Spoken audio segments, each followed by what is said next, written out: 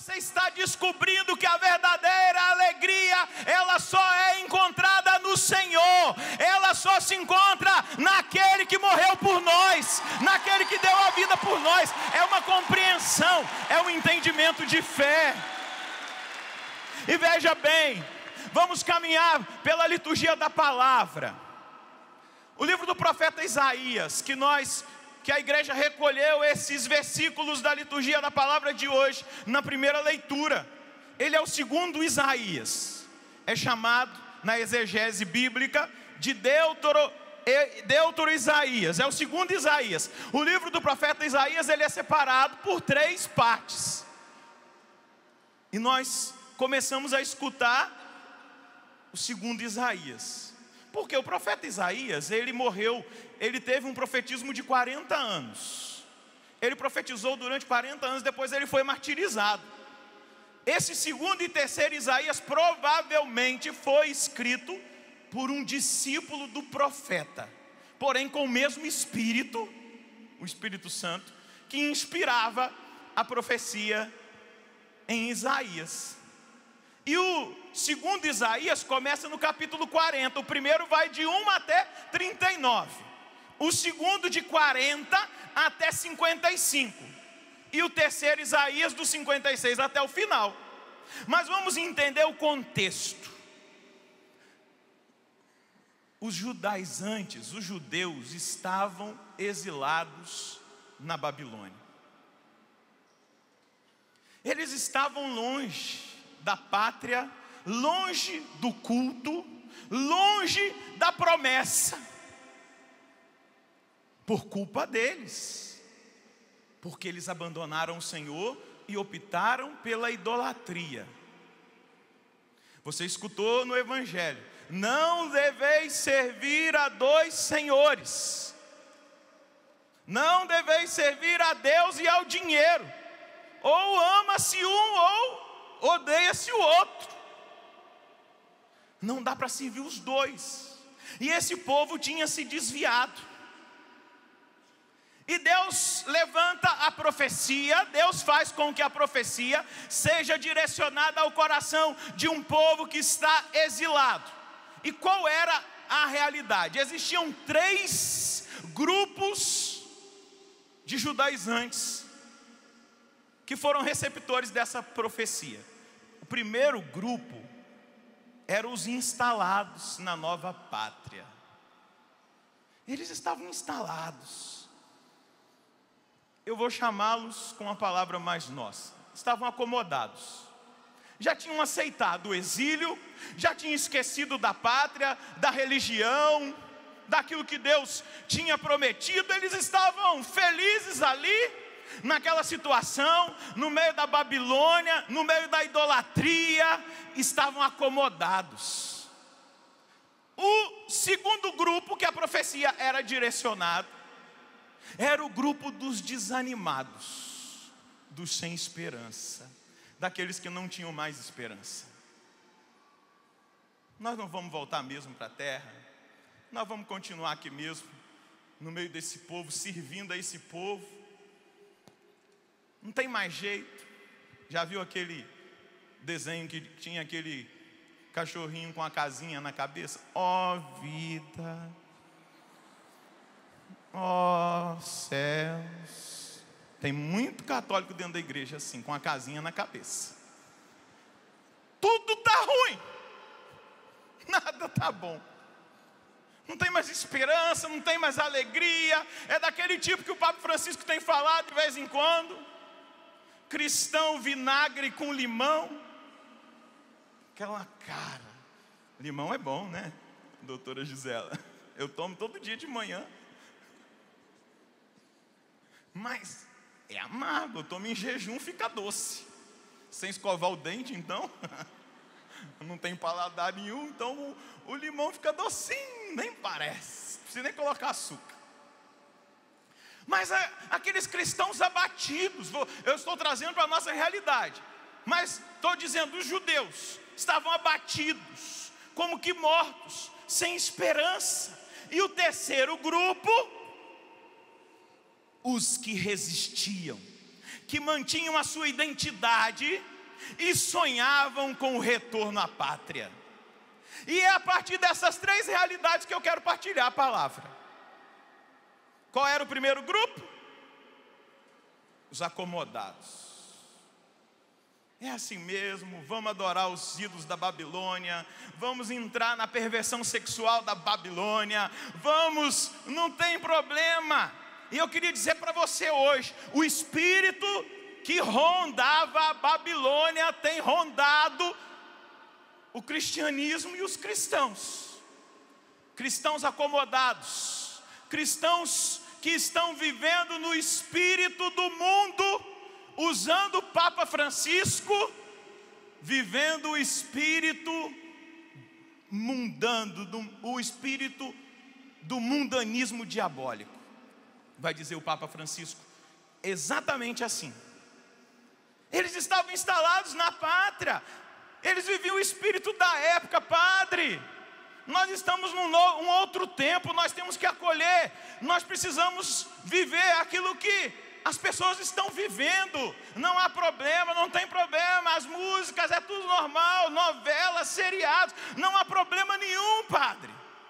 Pelo amor de Deus, não há problema no carnaval, é cultural, é a cultura do Brasil. Não há problema, é a cultura da Bahia, os trios, não há problema. É tudo cultura, faz parte, nós temos que viver, nós não podemos nos eximir, nos excluir. Vamos entender, padre, já nós estamos no meio da Babilônia, vamos viver na Babilônia, vamos viver o espírito da Babilônia, vamos aceitar aquilo que a Babilônia nos impõe. E veja, não vou falar a palavra minha,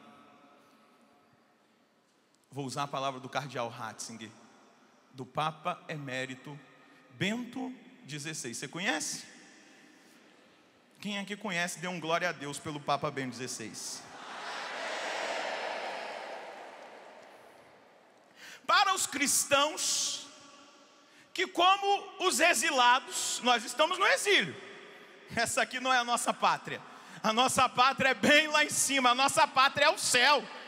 E o Dunga já canta, né? O meu lugar é... Nós somos exilados, entenda-se como um exilado.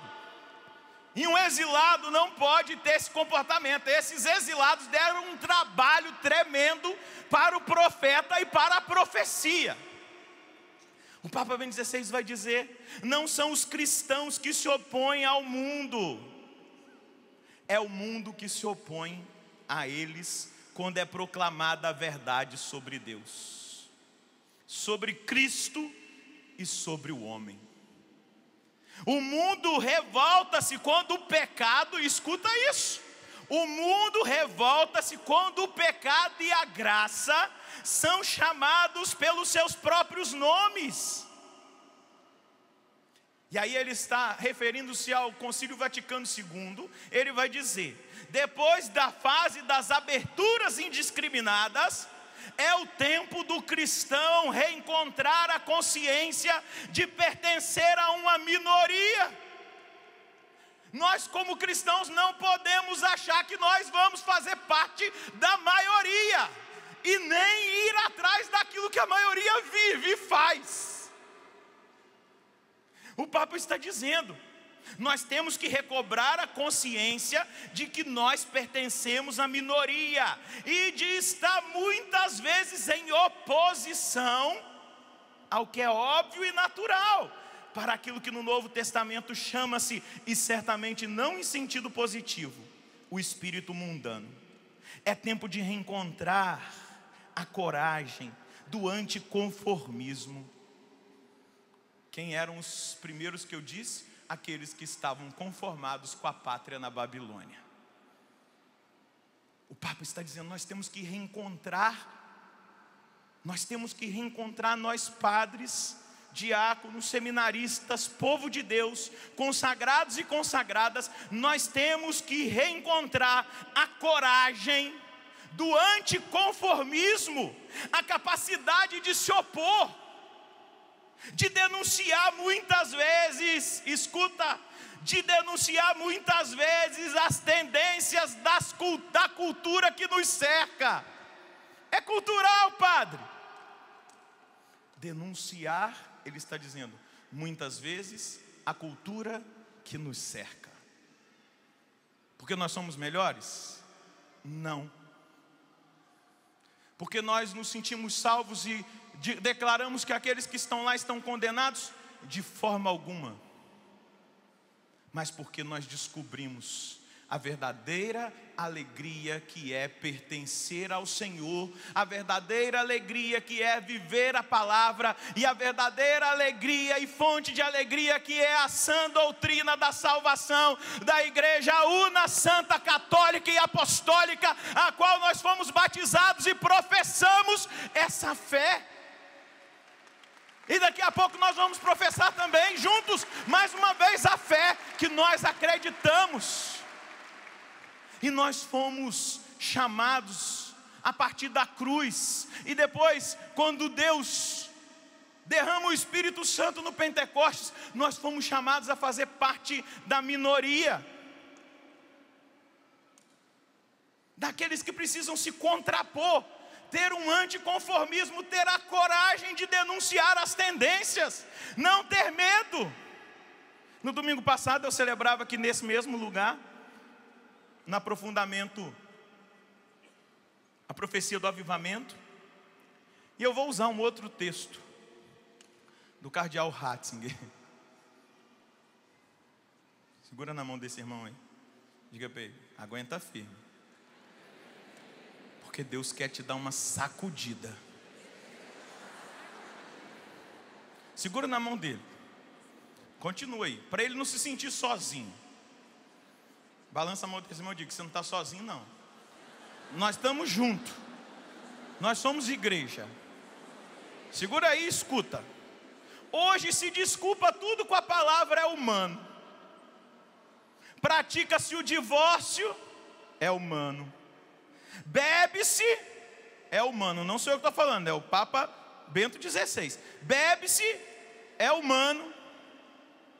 Cometem-se desonestidades num exame ou num concurso, absolvem-se quadrilhas, é humano. A juventude se arrisca no vício, é humano. Praticam-se desfalques, é humano. Não há vício nenhum que se desculpasse com esta fórmula, é humano. E ele continua. Assim, se designa com a palavra humano aquilo que é mais desprezível, mais baixo no homem.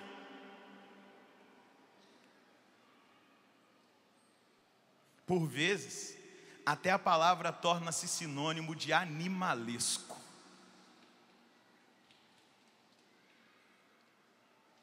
Animalesco. Que modo estranho de falar. Uma vez que humano é precisamente aquilo que nos distingue do animal. E o que nos distingue do animal? Vai perguntar Bento XVI. A inteligência, o coração, a vontade, a consciência, a santidade. Isto é humano.